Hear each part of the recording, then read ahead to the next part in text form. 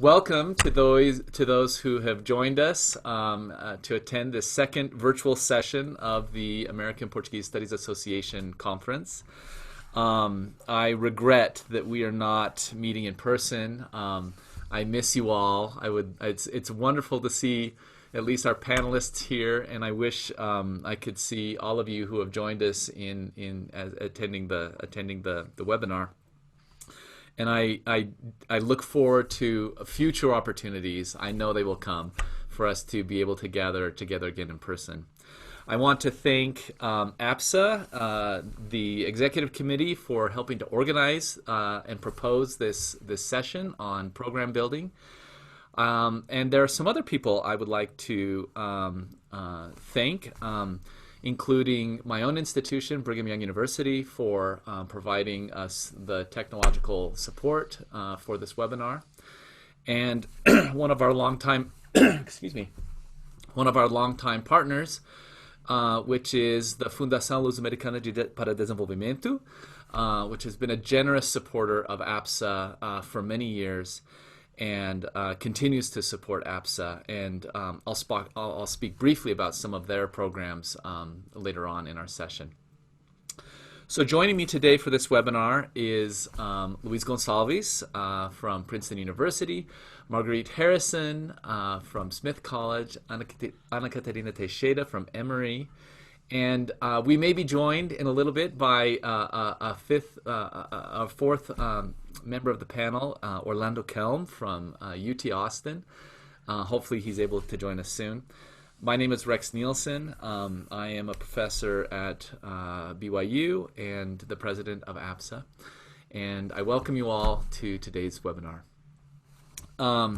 So to start with this topic, program building. We're going to speak today about program building in terms of Portuguese, but also foreign languages in general. We all read the headlines. We see the news about declining enrollments. 2 years ago, the Modern Language Association published a disheartening report on the decline of foreign language enrollments across the United States, a drop in 10% in those enrollments. And we've seen some other consequences, departments being cut and or programs being cut.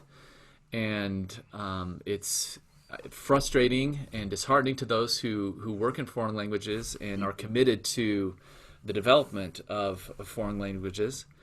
But at the same time, I've also seen some silver linings and some real positive developments in our profession.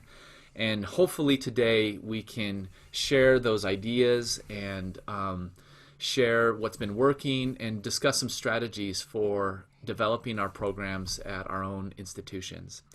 So I'd like each panelist to begin by briefly introducing themselves, describing the size and nature of their program and institution, and then maybe to detail one or two initiatives that they feel have made a difference so far in their program recently. Why don't we move first with Luís, then we'll go to Marguerite, then we'll go to Catarina. Okay, that's unfair. Voice first. Okay. So first of all, Rex, thank you for the invitation to be here and talk to you guys about program building, because it's something that I'm very interested in. I've been working with for a long time. Actually, I think if you teach Portuguese or any other less commonly taught languages, program building is probably a pretty part of your everyday life. From the beginning of your career to the last day. I teach at Princeton, which is, I guess, a small size university. At least my alma mater, UNC Chapel Hill, had almost 30,000 students, and we are around 5,000. So that, I guess, we can consider that a small program, a small university. Our program is within the Department of Spanish and Portuguese. As you can imagine, Spanish is a very, very large program, and we are considerably smaller. We work in tandem a lot. Our colleagues in Spanish are phenomenal. They help us with the recruitment of students for our program. We have a course for Spanish speakers, and that is the fastest growing and our main course, really, at Princeton, because most students that come in already have a language requirement in Spanish fulfilled, or they are fulfilling a language requirement in Spanish, which is our prerequisite for the course for Spanish speakers. All the activities that we have done at Princeton that have led to recruitment and program building are done by a team, not by me, by Professor Nicola Cooney, which is the language program director, our colleague Andrea Meloni, Diane Tamanaha, which has a very tough life. She's teaching from Brazil right now, online. It's so difficult. Our colleague, Professor Marilia Librandi, who's acting director at the moment for the language program, and our chair, Pedro Meira. They do a phenomenal work. Our team has been working together for a long time. We know each other's strengths. Diane is excellent, for instance, producing videos. And we this summer did a huge aggressive recruitment campaign in which, for instance, we used videos with testimonial from our previous students and from alumni that did Portuguese studies at Princeton. And we have a very strong and very active presence on several social networks. And we are, because the way to reach freshmen and incoming students, first-year students, we believe that those testimonials, knowing how our program is well known on campus for having a very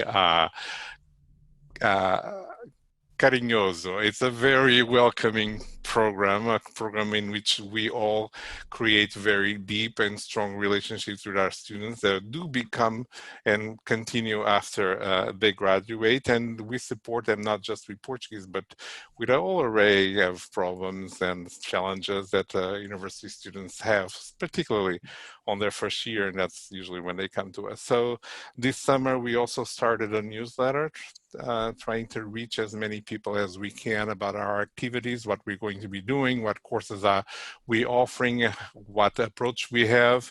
We have a listserv that we maintain. If you at any moment, at any time spoke to any of us about Portuguese, you are in our listserv. If you dream at Princeton that you were going to do something in Portuguese, even if you were just knocking on our door, you are probably on our listserv too. And the other thing that we did this past year that really, really has helped us a lot is we developed, we got a very generous grant from the university, and we developed our own online platform for the teaching in Portuguese, developed by our team with a very, very custom made and easily updated exercises and approaches and methodologies depending on the group, sometimes depending even on the individuals that we are teaching, and which has led us not only to be able to introduce really up-to-date material that can be changed at any second, but also it's free. And that's big, okay? A lot of our students, people tend to think that Princeton students are very rich, and we do have those, but more than half of our students are on some sort of financial aid. The fact that they can learn Portuguese without having any extra expenses, it's also a really important thing for them. So those are a few things we did this summer that I think had a huge impact. And we did have a good enrollment this year. We didn't really, I actually think we are up a little bit from last year. That's wonderful, Luís. Thank you so much for sharing those ideas. And I'm sure we'll talk about some of these things you've mentioned in a little bit. Marguerite. Yes, I'm Marguerite Itamar Harrison, and I teach Portuguese and Brazilian Studies at Smith College in Northampton, Massachusetts. It's a strictly undergraduate program with an open curriculum, so there are no language requirements, no requirements at all across the curriculum at the college. And I just want to say that, just a little brief introduction, that the Portuguese program at Smith has been in existence since the 1970s. So I want to, pay tribute to the visionaries who really forged the path to establish the program with a full major and minor at that time. So way before I came on board. We have a full interdisciplinary curriculum and currently 2 full-time tenured faculty members in Portuguese and 1 part-time lecturer who also teaches in the Italian department. So Malcolm McNee and Simone Gugliotta are our team, the 3 of us in Portuguese. And of course, we are also, like Luís said, within a department of Spanish and Portuguese. I cannot convey the depth of my gratitude to the teamwork I share with Malcolm and Simone. And I guess I would say Smith has around 2,700 students. And at Smith, since I've been at Smith, we've averaged around 5 Portuguese and Brazilian studies majors per year. And about, it varies, but around 80 to 100 students a year across the full curriculum. The 2 things I wanted to focus on, maybe not quite initiatives in that sense. The first one is community and community building, sort of what we're doing here, which I think is hugely important across the universities and across the US, but the importance of community building for any program, but especially for Portuguese. And for Smith, that takes into consideration our students, our alums, our colleagues in Portuguese, as well as colleagues in Spanish, Latin American studies, and across the college, so that the opportunity at a small liberal arts college to really have that opportunity to build community across disciplines and across departments has been really key to the success of the Portuguese program. It seems self-evident, right, to talk about community building and community, but the programs that we run and we build cannot exist without that collective effort. And I'm here representing Smith, but if it weren't for the efforts and generosity of many, including my Spanish colleagues, it would be an impossible task or a difficult task. And I also want to just thank all of you, especially Rex, for putting this panel together, and just remembering while I was preparing for this panel, all the people across many universities who have helped shape my teaching and my program building skills and have formed that collective sense beyond my campus. So it's just, I think, an ingredient. It may not be an initiative, but an ingredient that I think really has value, especially during these more difficult times, perhaps. So there have been countless individuals, some of them here on the screen, and some of them probably listening in, who have really influenced me, and with whom, many of whom I've worked with directly, either in the classroom or in building program building sessions. So it's a collective that has meaning and has influence and has the potential for success. And success doesn't mean that everything is easy and and fun, right? We do a lot of hard work. The second point, and I guess this is more in line with what Rex requested about initiative, is the point of curriculum. And I think for Smith, the success of the Portuguese program, like many others, comes from the hard work and the design thinking and the curriculum development that we do. And I think I can't stress enough the importance of curriculum development for a program such as Smith's. We're built on the fundamentals of culture and language learning, as well as on topics courses based in interdisciplinarity within a cultural studies framework.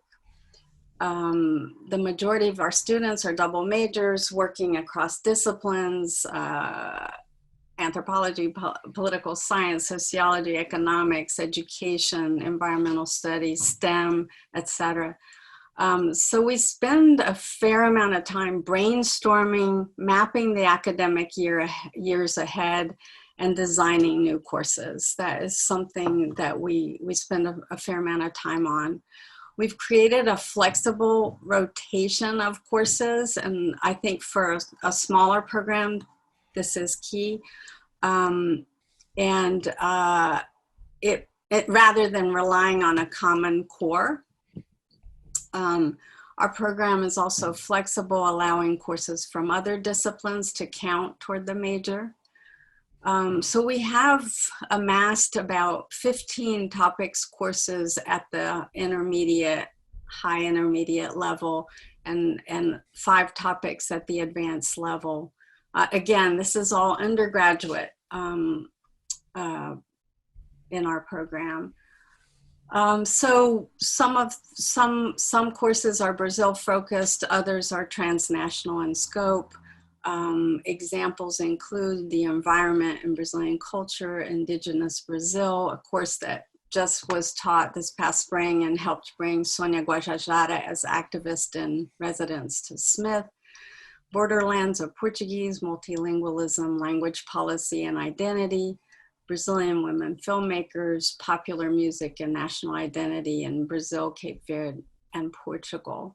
Those are just some examples of the topics courses. And then about 4 years ago, a little over 4 years ago, we also started thinking of designing courses taught in English, so topics courses taught in English, to attract students from other disciplines into our courses who might not be taking a language course because Smith has the open curriculum. And also to form alliances with colleagues in other departments. So we've designed a couple of courses that have had that in mind and have been really successful in bringing some students into our language classes, and as well as just increasing visibility on campus for Portuguese. So one example is a course that I teach called Brazilian Art Inside and Out. It's a course that is dual listed, so with Spanish and Portuguese and with the art department. So what that means is that art history and studio art majors can take it as one of to satisfy one of their major requirements. We've also developed another course on film, so trying to get film and media studies students. My colleague Simone has developed a course that taps into students who want to work in education, teaching Romance languages, and that course reaches out to not only Spanish and Portuguese, but French and Italian and the education department. But going back to the Brazilian Art Inside and Out course, for instance, that led us, and I'm teaching the course for the third time enrollments are larger than what we might get in a language course. And again, that interdisciplinarity is there. Students from Latin American studies, from art and art history, as well as Portuguese and Spanish students mainly. It also, a student a couple years ago in that course said, why can't we go to Brazil? Because I teach, I use the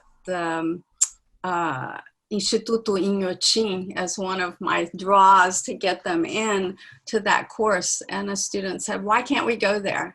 And I said, well, because we don't have, we don't have a study abroad program that would do this and everything. But through the Global Studies Center here at Smith, which offers the opportunity for short-term faculty-led travel experiences with students, we were able to create a Global Flex program to take students to Brazil to go to Inhotim and to other cultural centers. And of course, the pandemic came to sort of squash that a little bit for this coming year. But it's just an example of like just being able to expose students who might not come into our Portuguese classes into thinking about wanting to learn more about Brazilian art or Brazilian culture in general, and to even be able to introduce them into travel experiences that will lead them to Brazil. So I'm going to stop there because I'm going on too long, but just some ideas and some initiatives that we've taken for increasing our visibility and reaching out. I like Ricardo Vasconcelos' article that he published in Hispania about building bridges and I think building bridges is really important, and reaching out to colleagues and programs and students across campus is really key for a liberal arts institution such as Smith.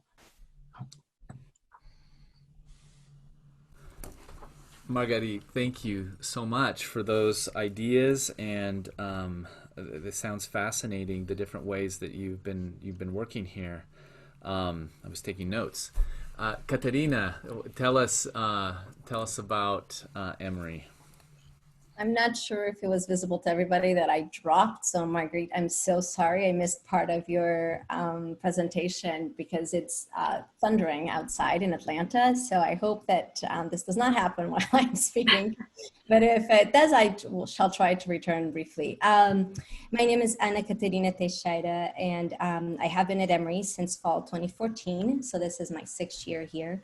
I direct the Portuguese program, but I also teach for the African Studies program here.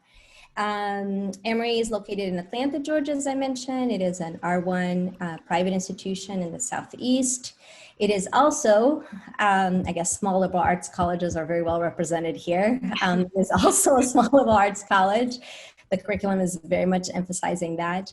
And it's a relatively small school as well. We have about 5,000 undergraduate students in the college, but it has multiple graduate programs, and some of our students do come from those. Business school, law school, med school, and of course, Emory is well known for its connections to the CDC, better days in the news, and of course, the strong links with public health here in the US, but certainly around the world as well. Our program has gone through a significant reconfiguration in the last 6 years. We have gone from about 50 students enrolled a year to regularly surpassing 200 enrolled students now. And it is not located in an area known to be a Portuguese-speaking area, so we've had to find ways to be really creative. Of course, I've learned much, so everything I have to share, certainly I've learned from watching many of my colleagues do. I'm, of course, very thankful for my time at Brown and the interactions I had with the Portuguese-speaking communities there, and certainly at MIT as well. We do have, since coming here, and this is kind of an answer to your question, Rex, about what have we done and also what our program looks like. We have added in the last 4 years a major. It's a major in Spanish and Portuguese. I do believe that that is important, or was hugely important in growing our numbers for students to be able to have that possibility to really pursue it. Before we only had a minor. Right now we have about 32 declared majors, in addition, of course, then the minors in Lusophone studies. The major, and we are now beginning to have the conversation about establishing, hopefully, or the next goal would be to set up a Portuguese major. We have had several students who have clearly stated that if that had been an option, or if that is an option, they would pursue it. We have 2 full-time faculty in the Portuguese program. For the previous 3 years, I had the amazing pleasure to work with Professor Faudi, who taught here for 3 years. She's now at Notre Dame, as we all know. And but I'm very thankful that now it is Professor Marilia Ribeiro who teaches here. She's just starting. She might be teaching a class right now, so I'm not sure if she's in attendance, probably not, but feel very thankful to be able to have worked with Professor Faudi now with Marilia. And we do also have, of course, Professor Ostrom, Catherine Ostrom, who teaches 1 out of the 4 courses she teaches a year. She teaches in our Portuguese program. We've also have relied heavily on the FLTA program from Brazil. So for the past more than 10 years at Emory, we have had partnerships. This is actually the first year that we do not, unfortunately, due to COVID, but we have had 1 or 2 foreign language teaching assistants come, so Fulbright teaching assistants come from Brazil, and that has been hugely impactful in bringing the students in contact with more speakers from different parts of the Portuguese-speaking world, and in this case, of course, Brazil. So 2 or 3 initiatives. I probably could echo much of what Luís and Marguerite had to say, so I'm not sure if mine will be that different, but I would certainly focus on curriculum, on the ways that we have thought about our curriculum and the ways we've developed. We really have intentionally embraced the diversity of the Portuguese-speaking world, and what I mean by that is that we teach from first level on about all the countries and the various communities that speak Portuguese. Although individually as scholars, we might have interest in specific areas, and we do have courses that focus, for example, next semester I'll teach a course on Luso-African literature, which is my primary area of research interest. All of our courses, though, especially our language courses from the beginning on, emphasize and require students to know about the Portuguese-speaking world. I would not say that we emphasize Portugal versus another. We try really hard intentionally to speak about the exciting elements that students really coming from any background or any professional interest would be able to study Portuguese and have it used, and have it be of great use to pursuing their careers. I would also say that that has been manifested in terms of how we have pursued study abroad programs. So we have 2 semester-long programs that we partner with. One, of course, it's SIPN in Lisbon, Portugal. That started about 4 years ago, that partnership for us, and started with just 1 student going. Now we've had 8 or 9 students go for full semesters. And we also have a partnership with PUC Rio. And so we also send students regularly to spend semesters there. Then for our summer programs, we do 1 summer in Lisbon, Portugal, 1 summer in São Paulo, Brazil. So we take turns taking students to both countries. My goal, of course, is to add Portuguese-speaking Africa to the mix. And so I think Mozambique, certainly one of the conversations we're beginning to have with African studies programs.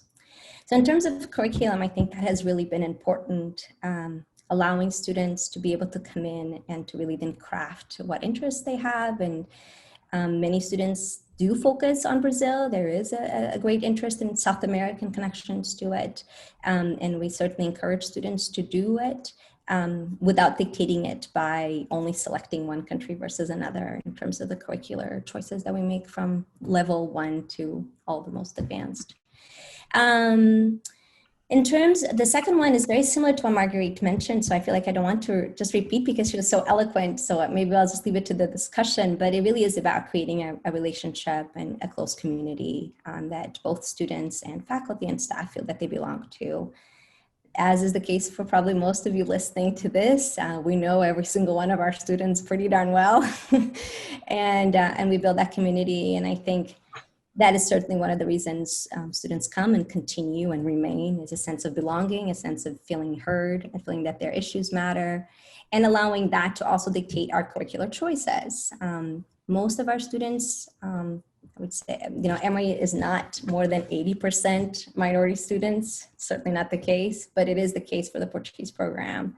So that certainly dictates what choices we make of films to watch, what discussions to have, what speakers to invite to campus, in what ways are we connecting our goals for our majors and for our minors with what they also represent and the questions that matter to these students in their own personal trajectories at Emory.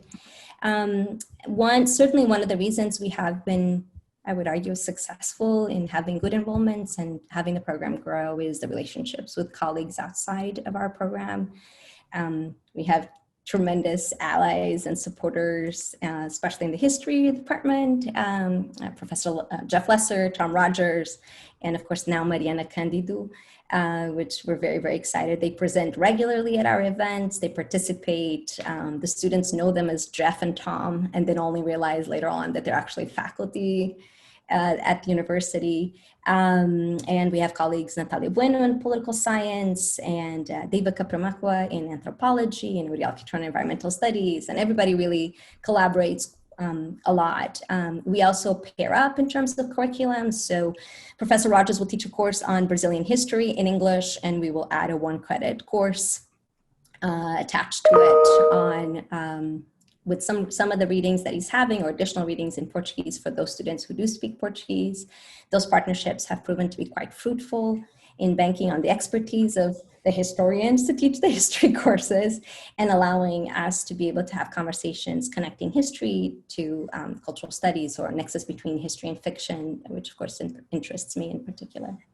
And I think, of course, it goes without saying that the support of the Spanish side, I should begin by saying that we are in a Spanish and Portuguese program. We have a colleague that every beginning of every semester, I should name him, Hernan Feldman, sends an email to all of his students saying his biggest regret is not having studied Portuguese when he was in college, and that he would be a better professor and a better person if he had. And he turns it into this like long rhetoric, but quite funny email. And I think having that kind of support has been key in encouraging students to consider.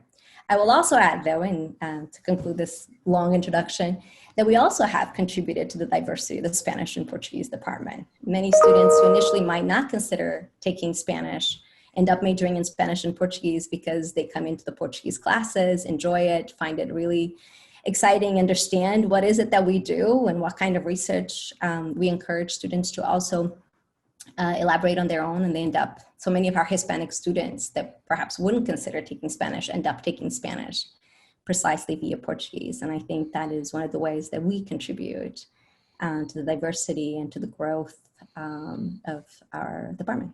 And I'll leave it at that for now. Catarina, thank you so much, and thank you to all of you for these really interesting overviews of your programs and what you're doing to help grow your Portuguese program.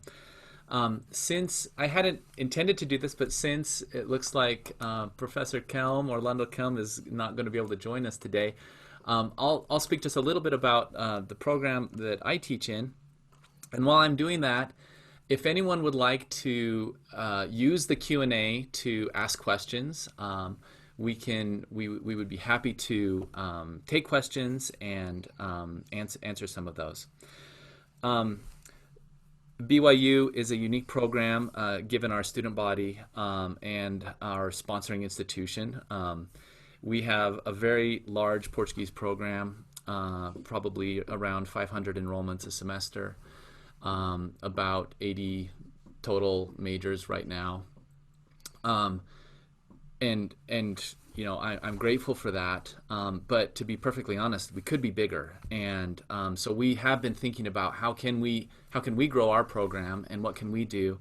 And a lot of our initiatives have also centered on what the three of you have discussed, is how do we build community, how do we establish alliances across the university and with other programs, because I think that's key. Mm-hmm. And there's kind of an interpersonal dimension to that. You know, who do we know in other departments who have interests in the Portuguese speaking world, and how can we work with them to support what they're doing and in turn be supported by them in what we're doing. So there's an interpersonal dimension, but I also think there's an important structural dimension that can't be forgotten. And looking for places where the structure of the university can help you grow your program is important. So for example, we recognize at our institution, we have a rigorous and robust general education program. And so identifying courses within our curriculum that can contribute to those GE courses has been essential for us. You know, we look carefully at what are the categories of the GE program, and then trying to identify as many courses within our program that can satisfy different GE aims has allowed us to show students, hey, look, here are 4 different GE requirements you can satisfy by taking courses in Portuguese at BYU, and that has really helped strengthen us. Another suggestion I would have, as well as in terms of those structures, is that you know, putting yourself out there in terms of making, you know, building those connections across campus. I, for example, learned about a year ago that we were beginning a process at the university of revising our GE program, and I became interested. I began talking with those who were involved. Not necessarily looking for more work, but I ended up being appointed to a large committee that was reviewing the GE program. And on that committee, I have advocated for foreign languages. And BYU doesn't have a general foreign language requirement in GE, but I think we are very, very close to getting one for this next go-around. If that happens, that will bump up that will be a huge benefit to the enrollments of all foreign languages. And I know that my program in particular will benefit from that. So looking for the ways in which, and a lot of it I think has to do with understanding your own institution, their identity, the mission of that institution. You know, when we write these proposals, we're always citing university documents about, you know, what does this university stand for, what are their goals, and then showing how our program, whether it's in Portuguese or whatever language, but how our program is contributing to those mission, you know, the mission fit. Those are arguments that I find to be persuasive with administrators in helping to get structures in place that will then later benefit our program. Catarina, you mentioned pairing a Portuguese language course with other courses that are taught in English.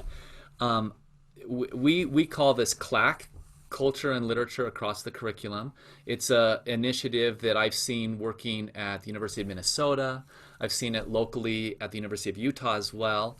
And we are now experimenting with this ourselves. And so finding, I don't know, a poli-sci course that's working on governments in Latin America, and then approaching them and say, would you be willing to add a 1-credit course in Portuguese to supplement? Everyone we've approached has been enthusiastic about this idea. Because the professors, they recognize, you know, our colleagues recognize the value that this becomes to students to, you know, to study culture through the language, which is different. And so, you know, we've had success with sociology, with poli-sci, with history, with anthropology. And so those are some of the natural fits. There are others that maybe wouldn't be as expected in the hard sciences. I've discovered we have scientists at my university who work on invertebrates in the Amazon, and I had no idea they were regularly going to Brazil with students. And how on earth were we not working with them previously? Now we're starting to create those partnerships. I found out about an engineer who was, producing some engineering devices that for manioc manioc. I don't know how you say it in English. Manioc. I'm not thinking in English. Turning manioc into flour. Whatever that. I'm not an engineer. Sorry. So. Grinding it. Thank you. So turning, he was working on a device for manioc farmers in Brazil. I had no idea, and he was regularly going to Brazil. So these are the kinds of partnerships where I think those unexpected alliances or connections that we can leverage to strengthen our program. I also want to mention two last things. One is study abroad. Our study abroad program has been very beneficial. We run a faculty-led program to Lisbon in the summers, and we do that in partnership with SIPN, with Vlad, and that's been wonderful for us. But we also have two, I would say, robust internship programs. One in Brazil, in Sao Paulo, and the other in Lisbon, also through SIPN. And we found our students have been very enthusiastic about these programs. It's a way to give them professional experience in a non-humanities field, and they can leverage their Portuguese skills, and they then go on and get jobs. But it's been a wonderful program, and so any kind of internship experience that you can develop for your students, I think, is also a way to increase student interest and student demand. So we have some questions that are coming in. Why don't we start by addressing some of these questions?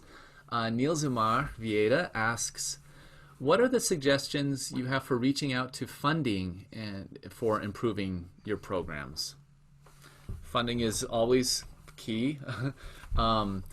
Would anyone, the three of you, like to tackle this question? I'll start by saying that is one of the links that I probably don't have an answer to.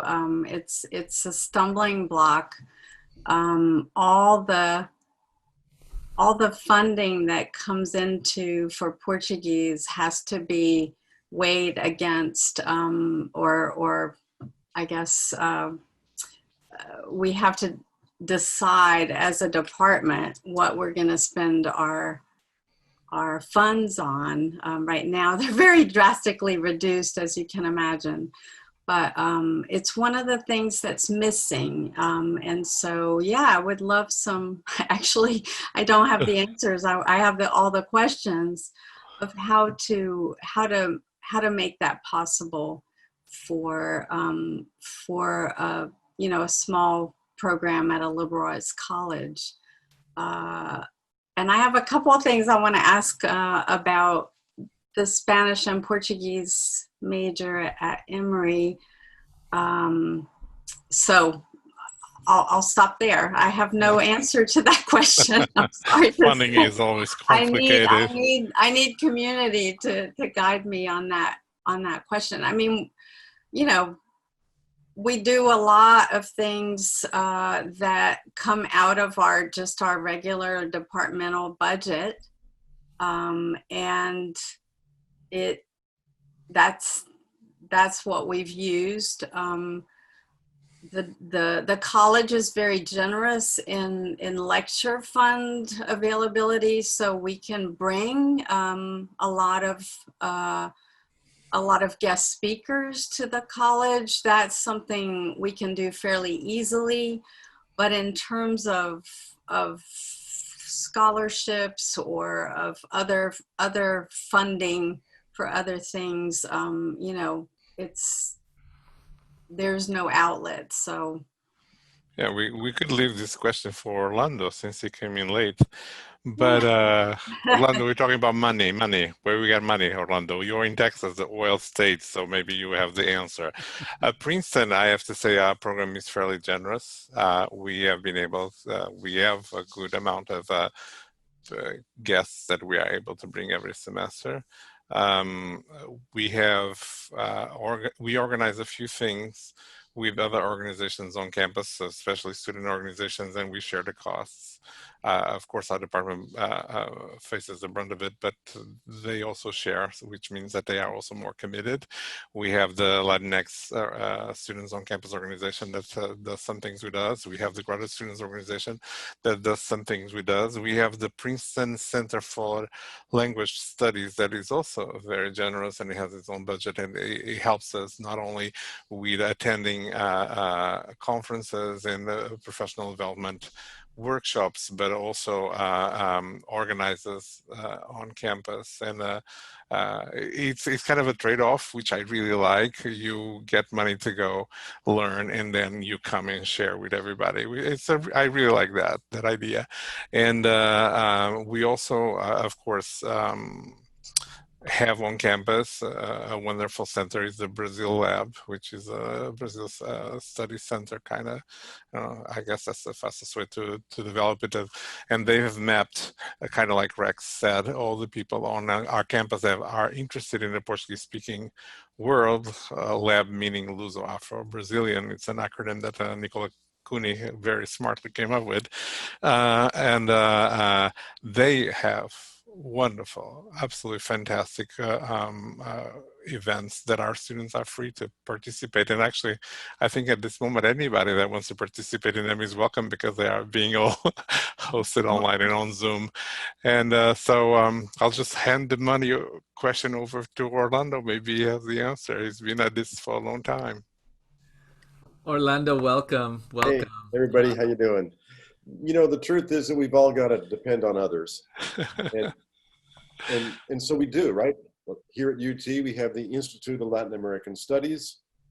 We have the Brazil Center. We have ethnomusicology. I mean, there's always got to be somewhere else where you're partnering with others along the way. And so it's got to be the support from the college. It's got to be the support from these other institutions. You know, if we're going to get a FLAS fellowship, it comes through the Center for European Studies or the Institute of Latin American Studies.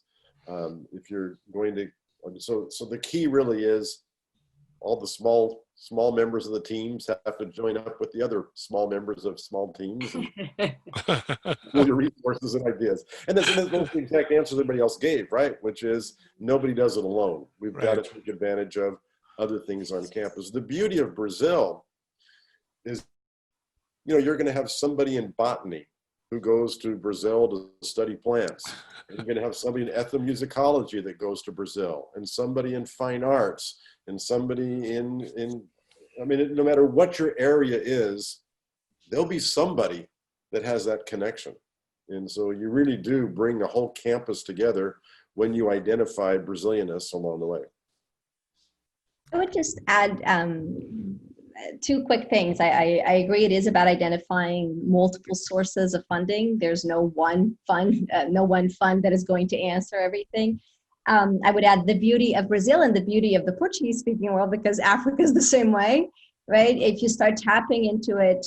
So when we're thinking about the full year long, we go to LACS, Latin American Caribbean Studies, for X amount of funding connected to Brazil, and we go to the Center for European Studies, and then we go to African Studies. We literally tap into every single center and every single major program, and focusing on in what ways our program could pair up with them. And that does give us a more robust and diverse platform to provide our students. And of course, to me, it only really makes sense if that connects the curriculum as well, the curriculum choices. Because to do events, it's important. It brings community, it helps us to connect to others, and helps our students see in what ways learning Portuguese could be beneficial to them. But it also needs to make sense in the way we're planning our majors and our minors, and the way we are curricularly presenting ourselves to them, but also public facing to the administration. What are our goals? What are we accomplishing? And in what ways are our students better served by supporting our program, right? And then continuing to have those conversations about hiring nonstop all the time, and not to be embarrassed that you're the one always lifting your hand and mentioning it. And so you got to be pushy, I guess. So I might add, in the last couple of years, we're getting better at pushing the Orange Scholarship button, pushing the FLUS Scholarship button, pushing the Fulbright button, and we can get people tapping into that. An expectation, it's a normal thing to do. We weren't always really good at that, but I do think we're getting better.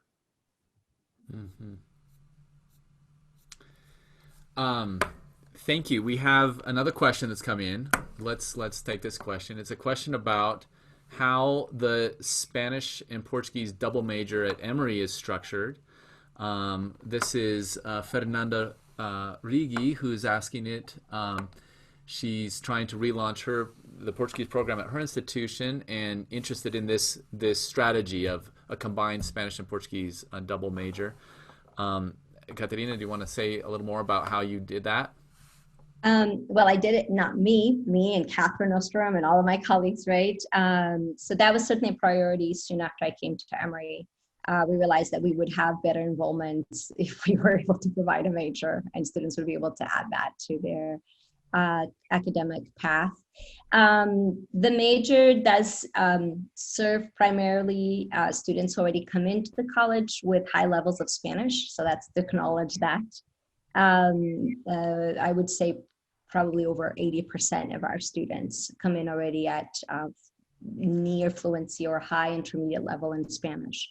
The Spanish major also lets Portuguese 110, which is our Portuguese for Spanish speaker, count as an elective to the Spanish major. That was a big push.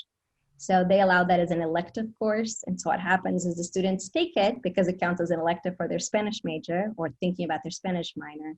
And then they like Portuguese enough that they continue. And so we can certainly talk about that interest to others. But the major was approved at the college with only 2 faculty teaching full-time for it. So that was important, being able to justify how you're going to do that.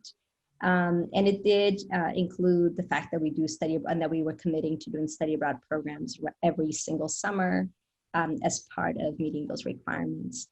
Not sure if there's specific questions about more about the major that I don't know if anyone else wants that. I don't know if there are other, well, I should say actually, we did look at other Spanish and Portuguese majors that are out there. So this was not that Emory was the first university to do so. I believe University of Minnesota, Sophia will correct me. Certainly, I think that was one of the programs we looked at. I believe Tulane and Vanderbilt, there were several schools that offer it. So we looked at them, and then we looked at the course offerings that we had and how we would be able to complement that. And so far it has been very successful. So last year we had 15 students major. And so that is, I think for the size of our program and the size of Emory, I think that is a good proof that students have interest in these opportunities. I think we're really being more intentional about our goal to provide more opportunities for students to really compare the Hispanic and the Lusophone worlds in more intentional ways. So. And if I can add one thing, I think something you've said here that's crucial is sometimes there are these hidden structural bottlenecks in the curriculum that can end up becoming major roadblocks to students coming into the program. And so identifying those points or those pressure points and working towards compromises or negotiations with colleagues in order to make a program more flexible. You know, Marguerite talked about this, how the flexibility of a program, I think that's essential, you know, to eliminating or facilitating that. Yeah, Marguerite. I just want to add that at Smith, the college does not allow, we've tried several times from student initiatives to have a double major in Spanish and Portuguese, and the college won't allow it because we have an open curriculum, but there are a certain number of courses you have to take outside of your majors. So it's a registrar numbering issue, and the college won't let us do it. so even though we have had a lot of interest on the part of Spanish speakers to actually major in both Spanish and Portuguese, we haven't been able to really create a double major. We've worked around it a little bit by having, we actually do have a requirement of 1 semester of Portuguese for the Spanish major. So it's not an elective, but also an understanding that that courses, that we can be flexible in each major, the Portuguese and Brazilian Studies major and the Spanish major, to allow students to take courses in the other language, and even the topics courses, not just the beginning courses. And that's been, you still have to have as a student a choice between a Spanish major and a Portuguese and Brazilian Studies major, but it has allowed the crossovers that I think are so important in our departments. It also has, has made us realize that the goal is really to be multilingual, right? So to emphasize that importance, whether you have that major or not, to be able to define your pathway forward as a multilingual individual has been really important for our department as a whole. So my Spanish colleagues have really been, I echo Luís, that my Spanish colleagues have been very influential in that way of allowing students to take more Portuguese courses, even though they can't have that double major. So flexibility, I think, is a good word to use. Marguerite, if I can ask a follow-up question to what you're saying, Pedro in the comments has asked, I think, a very important question about what about our colleagues who teach Portuguese at institutions where there isn't such an amicable relationship between those who are teaching Spanish and typically, the one person teaching Portuguese, or the small cohort of those teaching Portuguese.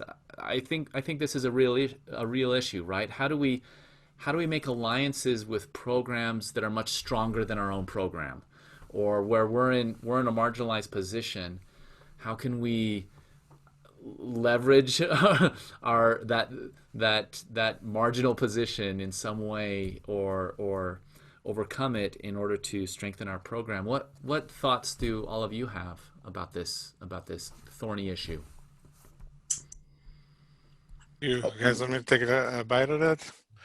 Well, as the newly president of the National Council for Less Colonially Taught Languages, our partnerships are just not strong Spanish programs, and when that's not available, I think it is important for us to realize that the smaller programs in African languages, indigenous Latin American languages, and other less commonly taught languages are our partners, and we can certainly organize curriculum and design curriculum around. We all these less commonly taught languages face all the same problems: finance, professional development, materials, visibility on campus. We all share the same problems. We can have strategies that will help all of us at the same time. But there's no doubt in Pedro's question that I have a good relationship with large programs like Spanish is extremely important, and I have never been in an environment where that was not the truth. So I never was forced to have to develop that skill. But it is about the same way that we create partnerships with other parts of the university through personal relationships. It's the same thing, I think. Yeah. Orlando. Part of the issue is to be sensitive to budgetary issues where a college or department has to make a decision. Do we open up one more section that is going to fill up with 25 or 30 students in 5 minutes?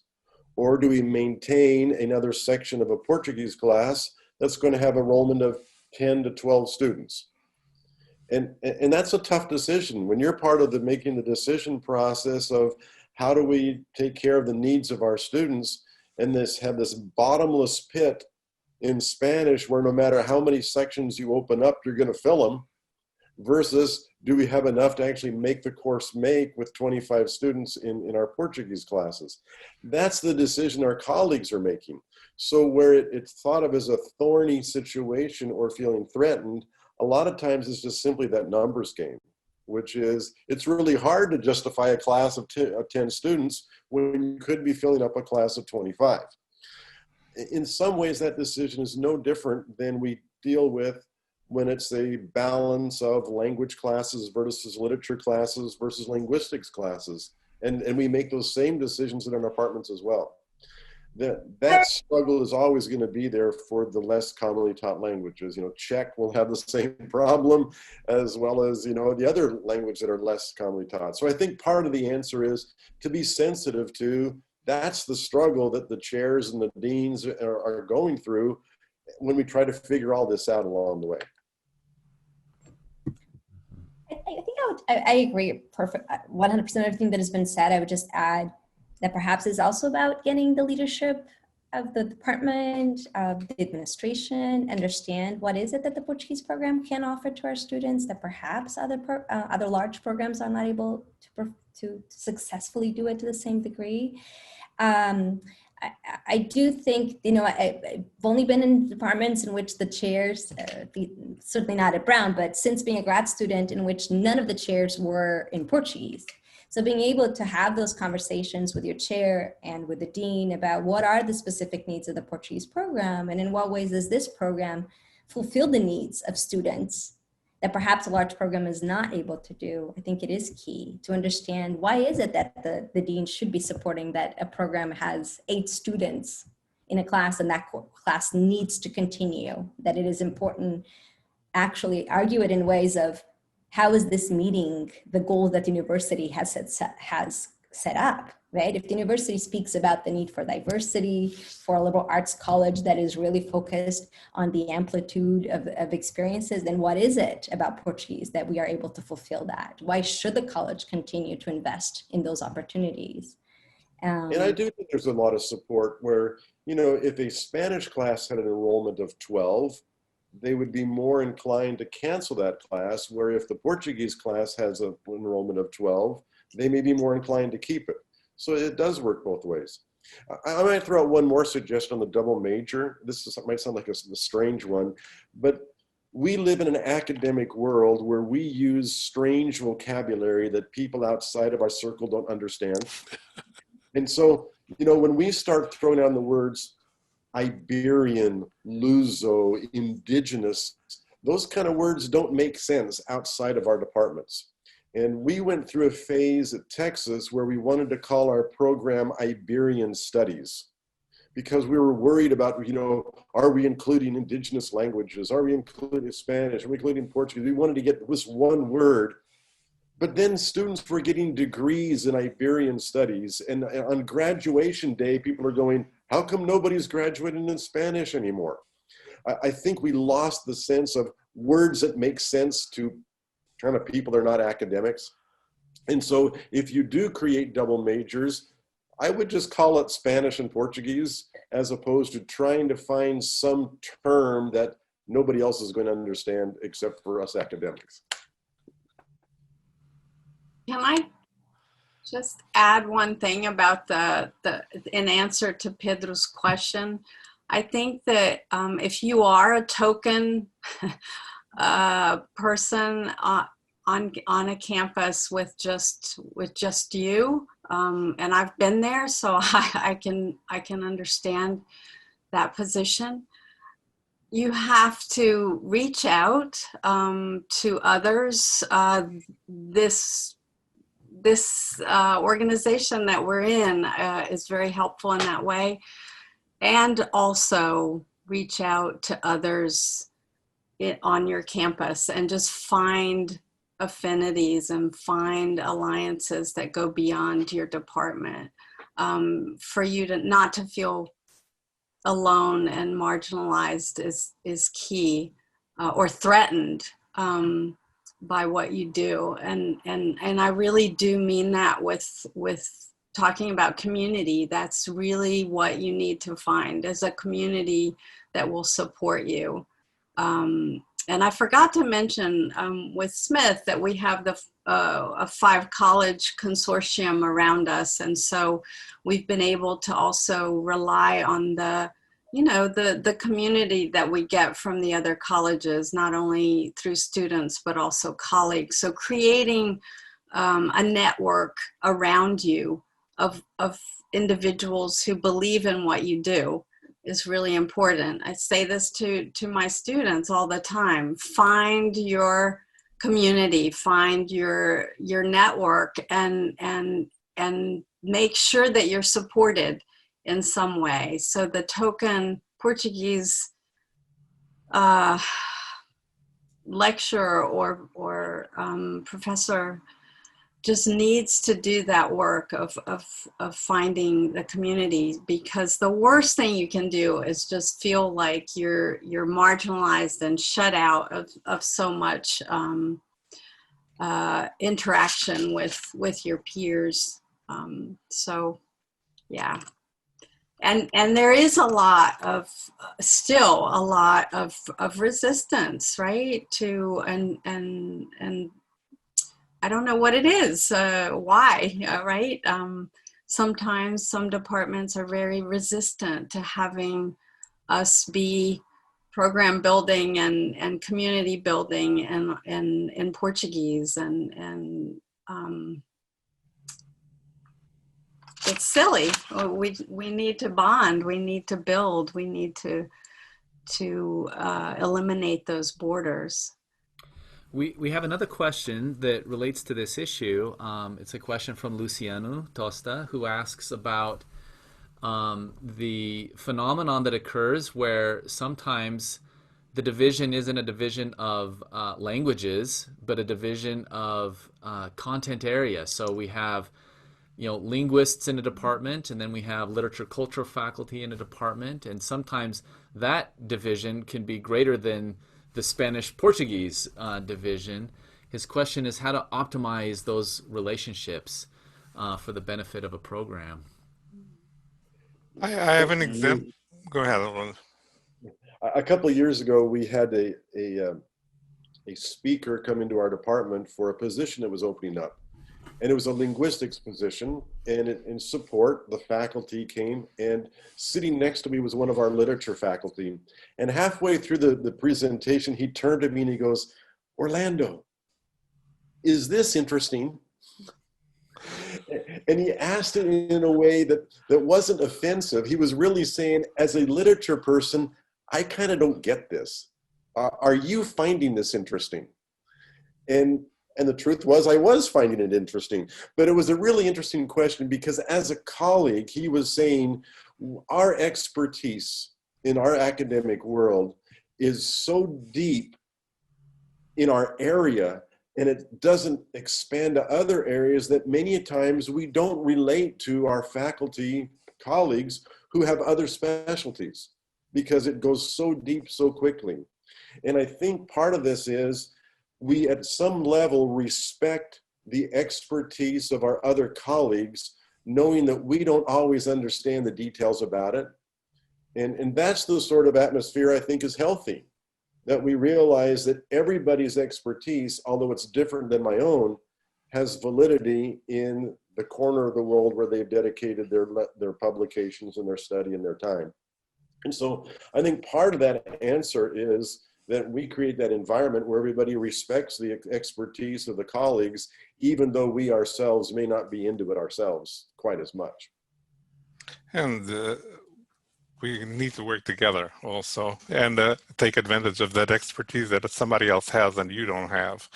When Professor Maria Librandi came to work with us, she started a course about, it's called Marinha. It's about the indigenous literature in Brazil. It's a phenomenal course. And I was at the time looking, our students always do group projects throughout the semester with several steps. And I was looking at something that, shaking it up, we had done podcasts for a while and I wanted to do something different. At the time, I got an email from Wikipedia and how to use it as a tool for instruction. And I know also that our students are very politically and socially engaged. I wanted something that would speak to that would pique their interest. And so I talked to Professor Maria Librandi, and I came up with the idea of building wiki pages for indigenous leaders in Brazil that have no visibility. And we ended up by actually realizing why they don't. I can speak to that in a little bit. But so we are absolutely fundamental help. She identified who could we talk about, who could we talk to, how could we contact. So it's a whole project that involves researching online, speaking to the indigenous leader, speaking to a native speaker about their lives and showing their interest. And I cannot stress this enough. The emotions involved in developing a project like this are very deep and profound, and the students get so engaged and they are so proud that they were able to, through their Portuguese studies, contribute with something that after the course is done and over with, it stays behind and it contributes something for a community that is fighting invisibility on this platform that is so important in the world, because let's face it, in a lot of contexts, it's the first place we go to get our information. And these people are not there.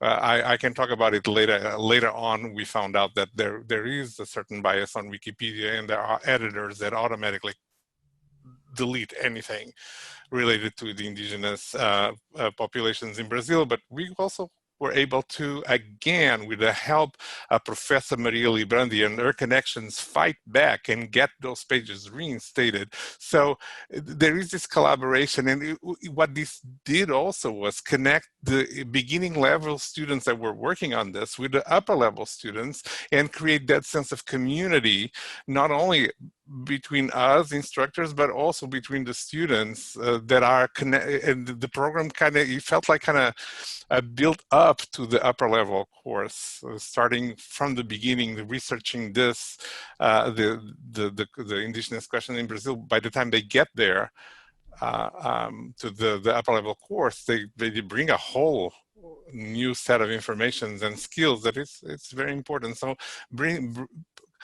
like Orlando said, we all have different skills. I know how to teach, how to speak and write, and Marilia knows about indigenous literature in Brazil, and we worked together and we were able to do something that has been really exciting. Yeah, I think what you've said, Luís, is a wonderful point, that it's important we allow our programs to evolve